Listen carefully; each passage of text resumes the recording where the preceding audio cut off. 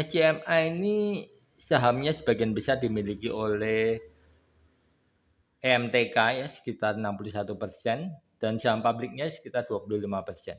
Catatan saya yang menarik adalah bahwa tanggal 6 Juni 2022 Direksi SMA ini ramai-ramai borong saham di SMA.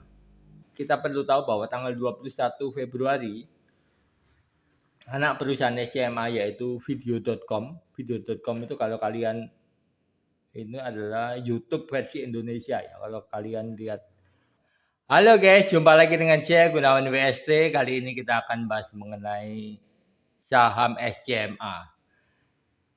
Cukup lama saya 2 minggu sekitar rehat dari YouTube karena memang ada perang Rusia dan Ukraina seperti yang saya tulis di komen saya di video terakhir dan video nomor 2 terakhir, karena memang dalam kondisi perang itu biasanya terjadi ketidakpastian gitu. Dan saya juga tulis bahwa hanya saham energi saja yang kemungkinannya akan naik. Dan itu terbukti bahwa memang selama 6 bulan terakhir ini saham energi mengalami tren positif ya. Hal ini tidak bisa dipisahkan dari kembali bergulirnya ekonomi pasca pandemi COVID-19 di mana pesawat terbang mulai terbang, kendaraan mulai memenuhi jalanan, otomatis kebutuhan energi itu meningkat cukup drastis dan harga energi naik itu hal yang lumrah sekali.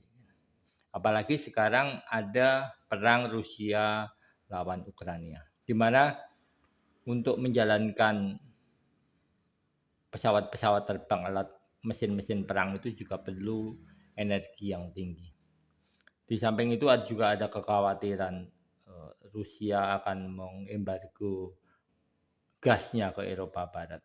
Tapi kesimpulannya sejauh 2 minggu ini bahwa perang ini tidak akan melebar kemana-mana. Dan sebenarnya antara Amerika dan Rusia itu perangnya pun juga setengah hati. Kenapa? Kita lihat bahwa di Rusia ini pesawat-pesawat terbang canggihnya juga tidak dikeluarkan karena memang untuk mengoperasikan pesawat terbang canggih itu biayanya juga mahal dan bagaimana juga ini perang terhemat di saat ini. Karena mereka ingin cepat tapi tidak mau mengeluarkan ongkos biaya yang besar karena adanya ya ketidakpastian. Dari sisi Amerika kita tahu bahwa di 2021 kemarin Kongres itu sempat tidak menyetujui penambahan platform utang dan seperti tahun-tahun sebelumnya terancam lockdown, terancam berhenti, freeze aktivitas ekonominya karena APBN Amerika itu sudah kosong. Jadi kalau sekarang dia mau perang itu nggak gratis dan saya pikir mereka juga akan berhitung. Kalau mereka perang, ekonominya akan tambah murat-marit lagi. Di sisi lain, Eropa Barat juga tidak mau perang sebenarnya karena kenapa?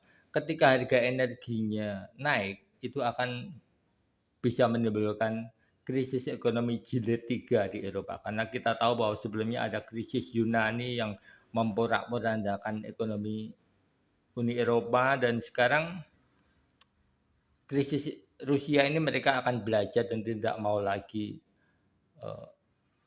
masuk dalam perangkap krisis lagi. Karena kalau ini benar-benar perang, krisisnya lebih parah daripada krisis Yunani kemarin. Dan dari sisi Rusia pun juga seperti itu. Yang diuntungkan sebenarnya dari sisi perang ini adalah China. Karena di saat pusat-pusat ekonomi dunia berperang seperti Amerika, Eropa Barat, Rusia, China menikmati masa damai, bisa berdagang dengan baik, bahkan mempunyai potensi mendapatkan gas dari Rusia dengan harga yang murah. Jadi Amerika dan Eropa pasti berhitung karena begitu perang terjadi, maka gap mereka akan makin tertinggal secara ekonomi dari ekonomi China. Dan itu akan membahayakan power mereka di masa mendatang karena secanggih apapun peralatan tempurnya kalau tidak punya uang ya sia-sia saja. Balik lagi ke SMA ya. Saya memang sering kali kebablasan kalau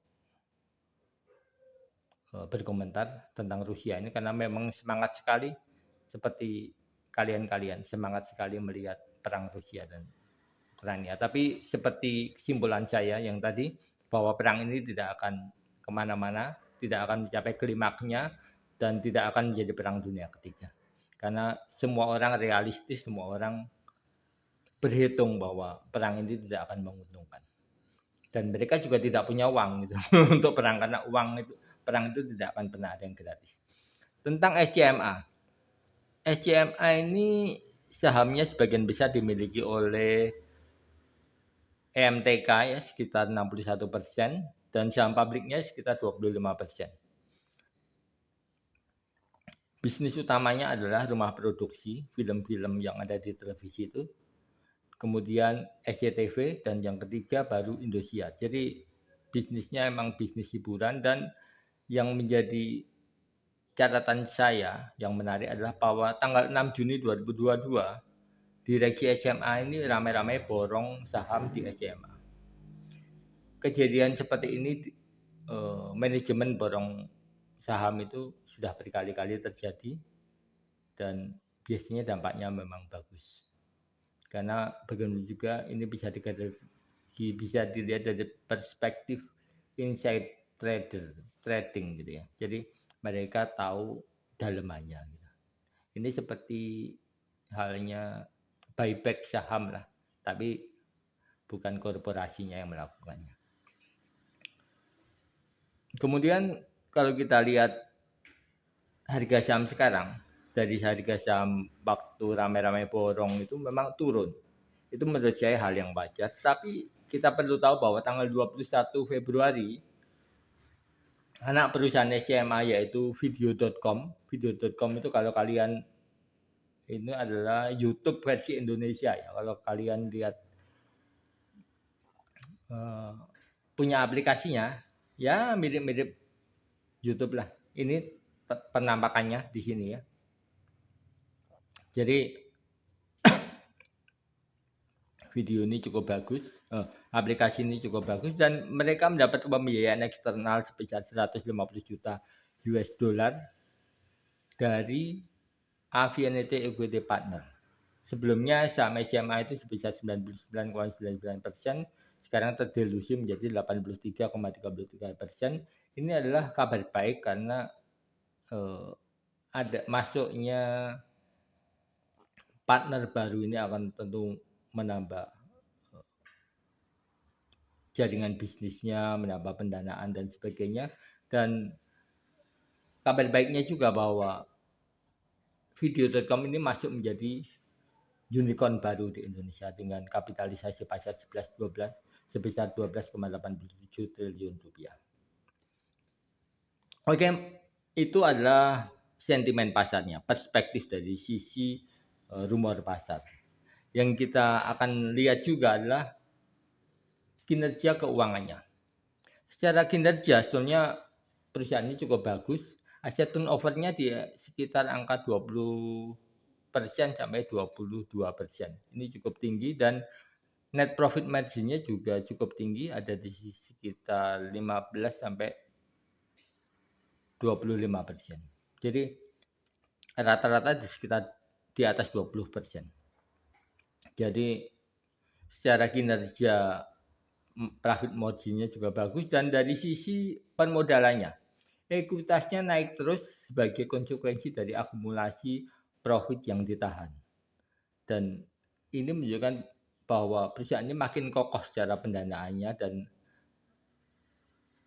ini bisa menciptakan kekuatan untuk bisa berakumulasi dengan bagus. Apalagi dia memiliki anak perusahaan yang sekarang menjadi unicorn, yang kedepannya tentu kita tahu bahwa bisnis online itu, bisnis televisi itu tidak bisa lagi mandiri televisi atau rumah produksi, harus di-link-kan dengan aplikasi online. Dan video online ini cukup bagus di masa depan karena perspektif saya bahwa pada suatu saat video demand itu tidak akan tergantung pada YouTube saja, tapi yang lebih lokal, seperti halnya kita tidak tergantung pada sama sekali tidak tergantung pada Alibaba atau Amazon dari sisi e-commerce, tapi ada perusahaan-perusahaan lokal seperti Tokopedia, Bukalapak, Blibli, dan itu adalah konsekuensi logis dari perbedaan bahasa, dari sisi kemudahannya. Akses di dalam negeri tentu saja akan lebih eh, memenangkannya.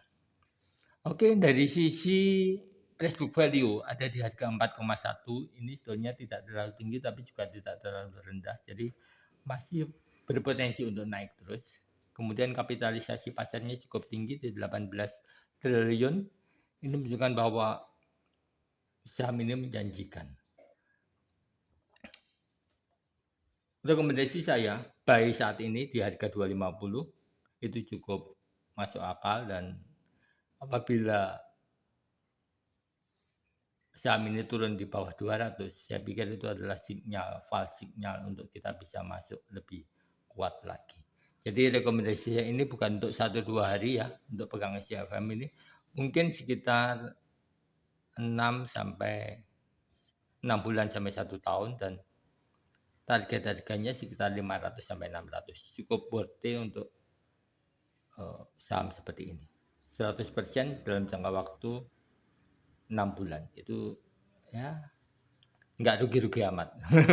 Oke, see you next time. Jangan lupa like and subscribe, dan kalau Anda tidak setuju dengan analisa saya, boleh komentar di kolom komentar dan tidak akan dibully.